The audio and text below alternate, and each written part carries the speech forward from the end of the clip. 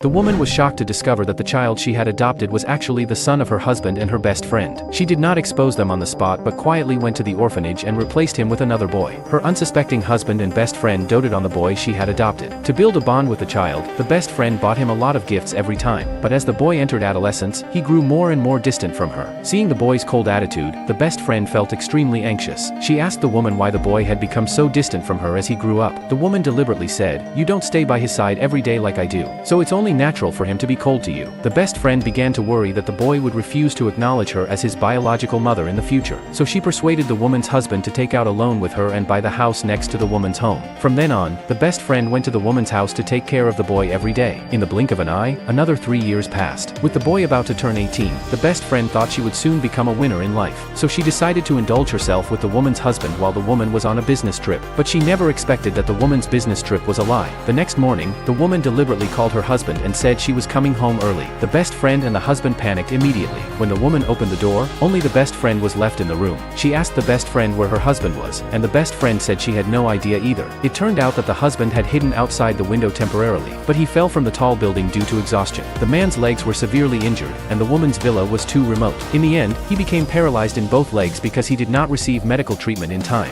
The woman questioned her husband why he had hidden outside the window. The man quickly changed the subject and said that it was the day their son got his exam results. Just then, the boy called and said he had been admitted to the best university in the city. The best friend and the man were overjoyed immediately. The best friend reminded the woman, "You said that if he could get into university, you would let him inherit the company." Coincidentally, the boy arrived at the ward at that moment. The woman immediately stated that to reward him, she would transfer the ownership of the company and the right to inherit all her property to him. Although the boy was a little surprised, he said he would manage the company well. It was not long before the woman held a press conference. The woman announced to the reporters that all her property would be inherited by her adopted son. She then signed the transfer agreement. When the host announced that the contract had taken effect, the best friend and the husband clapped their hands excitedly. They had endured for 18 years for this day. The husband immediately proudly declared that the boy was his and the woman's best friend's child. The boy looked at everything in disbelief. They had thought the woman would be sad, but she smiled and said she had known the truth 18 years ago. The best friend asked in confusion why she had adopted their child if she had known the truth. The woman said that only at this moment could she make them reap what they had sown.